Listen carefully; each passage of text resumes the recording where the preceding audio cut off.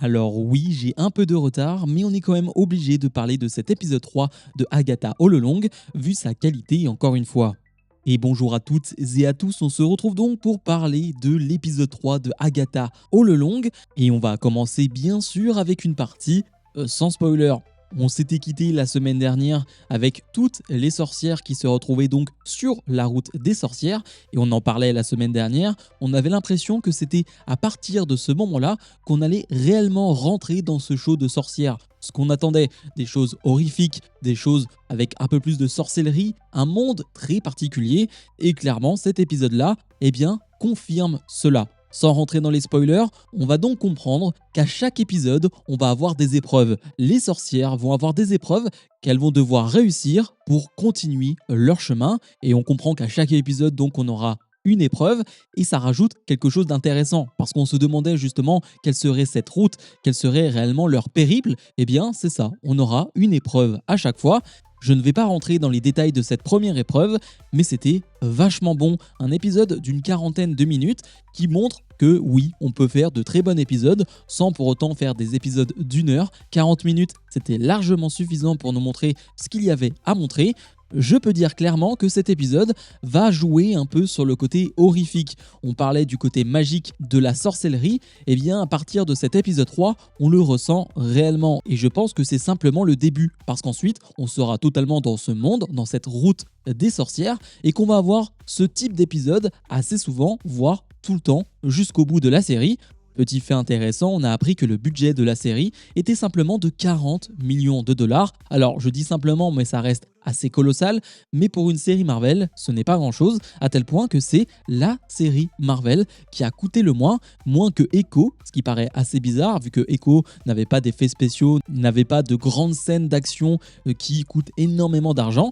Eh bien, Agatha est bien le show le moins cher du côté de chez Marvel et on le ressent pas. Je trouve ça assez joli. On voit bien qu'il y a des décors où on est à l'intérieur d'un studio, on le ressent, mais c'est pas ultra dérangeant. Je trouve que les 2-3 visuels qu'on va voir, je pense à la vision de leur épreuve, cette maison qui va être montrée, qui fait très conte de fées, c'est assez magnifique. Et puis sinon, on va jouer sur un côté réel, on sent que tout est fait à la main, on n'a pas 15 milliards d'effets spéciaux, et j'imagine que c'est pour ça que ça ne coûte que 40 millions entre guillemets. Bref, passons maintenant à la partie spoiler.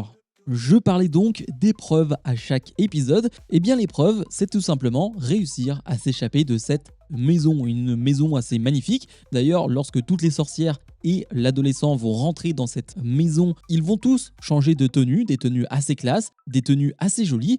Donc là, on a un vrai changement d'ambiance, mais tu sens bien sûr que c'est un test. Tu sens que c'est une épreuve parce qu'on va donc jouer avec ce vin. On a l'impression qu'il faut boire cette bouteille de vin. C'est d'ailleurs Madame Hart qui va la boire. C'est toujours aussi excellent avec Madame Hart qui ne comprend pas réellement ce qu'elle fait là. Clairement, c'est la seule qui n'a pas de pouvoir dans le lot, qui n'est pas une sorcière.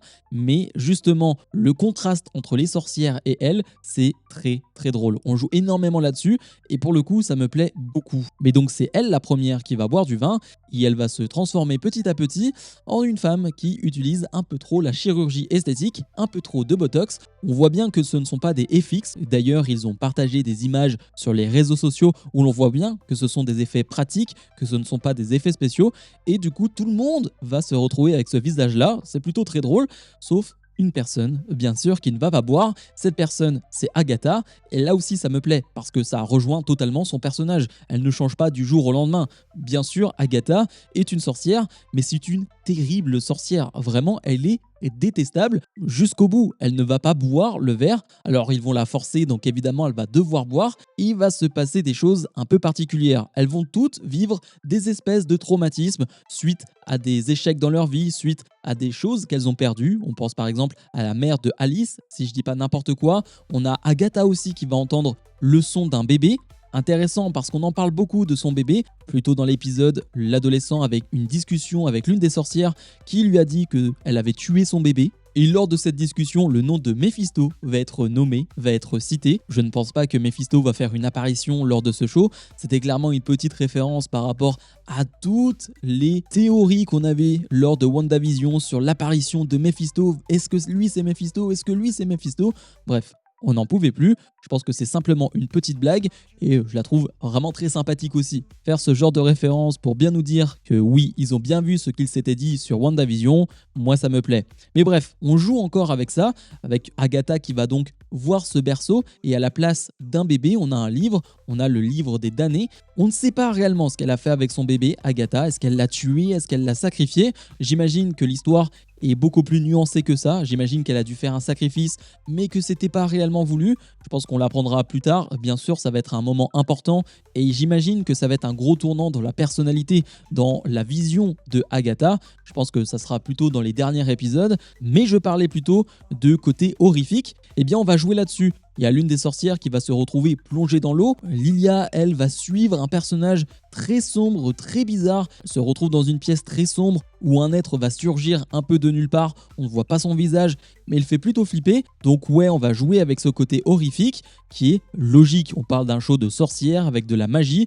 Si tu ne joues pas avec ce côté horrifique, alors pour l'instant, moi qui ne suis pas vraiment friand du côté horrifique, je n'aime pas vraiment les films d'horreur, je n'ai pas peur, ça ne me fait pas frissonner ou quoi que ce soit, mais je trouve ça intéressant qu'on joue là-dessus et je pense que c'est simplement les débuts. Et je pense que de temps en temps, on aura vraiment des choses qui vont nous faire peur. En tout cas, moi de mon côté, je sais que ça va me faire peur vu que je ne suis pas friand de ça. Finalement, elles passent à peu près toutes leurs épreuves, mais il faut soigner Madame Hart qui, elle, ne va pas bien. Et oui, parce qu'elle n'est pas une sorcière. Elle ne vit pas les choses comme les sorcières et c'est normal. Et donc, du coup, elles vont faire une potion pour se sortir de là. Elle qui est vraiment en PLS sur le canapé. La potion va être faite par Jennifer qui, on nous le dit depuis le début, est une spécialiste. Donc, on se sert des compétences de chaque personnage. Je pense que ce sera le cas dans chaque épisode où une sorcière va sortir du lot par rapport aux compétences qu'elle a. On nous a mis en avant des compétences, c'est logique de les utiliser et de nous les mettre en avant, donc j'ai apprécié ça aussi. J'aime beaucoup la manière dont elles sortent de cette maison en passant par le four. Il y a une espèce de toboggan et donc elles arrivent à sortir de là. Leur test est passé, leur première épreuve est passée. On se dit que tout va bien, l'épisode va pouvoir se terminer de cette manière-là et c'est très bien, c'était un bon épisode. Sauf que Madame Hart, eh bien, elle va pas se réveiller. Madame Hart est morte. Et là, c'est un petit choc quand même. Moi qui adorais la relation entre Madame Hart et les autres sorcières, ça rajoutait vraiment quelque chose au récit, à l'humour général de cette série. Eh bien, elle est morte. Et là, bim, ça te met un coup quand même. C'est un personnage qu'on suit depuis WandaVision qui était très sympathique. Vraiment, c'est une vieille dame très très très gentille. Et là, elle meurt. Ça montre la dangerosité de cet endroit et que oui, ce n'est pas fait pour quelqu'un qui n'est pas une sorcière. Et on se dit que c'est déjà pas mal pour terminer l'épisode, la mort de Madame Hart. Eh bien, on va encore avoir un autre cliffhanger. Agatha va se retourner et dire « C'est qui Madame Hart ?» Et ça se termine là-dessus. Donc concrètement, Agatha, elle a une perte de mémoire. Alors est-ce que c'est une perte de mémoire momentanée? Est-ce qu'elle a simplement oublié qui était Madame Hart? Eh bien, ça, on ne peut pas le savoir. On le saura la semaine prochaine, bien évidemment. Mais on aime jouer avec des cliffhangers qui me rappellent évidemment les cliffhangers qu'on avait du côté de WandaVision. C'est logique, c'est toute l'équipe de WandaVision qui travaille sur Agatha all along.